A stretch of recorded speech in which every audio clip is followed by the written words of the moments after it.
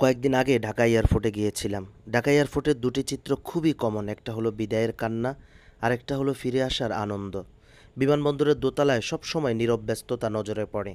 ফ্লাইটের জন্য দাঁড়িয়ে থাকা নতুন পুরাতন হতবাগা প্রবাসীদের লম্বা লাইন, আগে চলে আসা ক্লান্ত প্রবাসীর ঝিমুতে থাকা মায়াবী মুখ, প্রিয় ছেলেকে বিদায় দিতে আসা হতবাগা বাবা মায়ের ঘন্টার পর ঘন্টা দাঁড়িয়ে থাকা। আমার মনে হয় পৃথিবীর সবচেয়ে অসভ্য বিমানবন্দর আমাদের এই বিমানবন্দর। প্রিয়জনকে বিদায় দিতে আসা স্বজনদের জন্য একটি চেয়ারও বরাদ্দ নেই বিমানবন্দরে। বছরের পর বছর চলছে এই নির্মমতা। বিমানবন্দরের উত্তর পাশে যেখানে ডোমেস্টিক ফ্লাইট ছাড়ে সেখানে উৎসুক মানুষের ভিড় সব সময় লেগে থাকে। সবাই চেষ্টা করে কোনোভাবে বিমান দেখা যায় কিনা।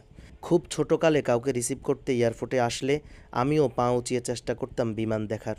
তখন বিমানের ডানা অথবা লেজ দেখলে খুশি হয়ে যেতাম। আমার কাছে বিমানবন্দরের আরেকটি বিরক্তকর বিষয় হলো কাউকে বিদায় দিতে এসে ফেরার সময় পায়ে হেঁটে মেন রোড পর্যন্ত যাওয়া। কারণ কয়েক ঘন্টা দাঁড়িয়ে থাকার ফলে তখন আর এক কদমও হাঁটার শক্তি থাকে না।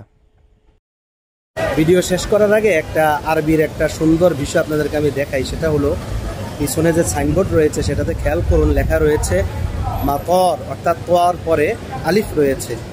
তো এই আলিফ যদি না থাকতো তাহলে উচ্চারণটা মাতর হতো, যেটার অর্থ হলো বৃষ্টি। আর মাতর হলে সেটা হয় বিমানবন্দর। অর্থাৎ একটি আলিফের কারণে বিমানবন্দর হয়ে যায় বৃষ্টি, আর বৃষ্টি হয়ে যায় বিমানবন্দর।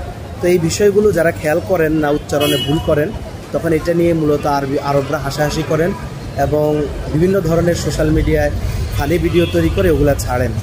তো এই বিষয়গুলো আমরা সবাই খেয়াল করবো। আজকের মতো এখানেই। আসসালামু আলাইকুম। আমি নাদিম জুবায়ের।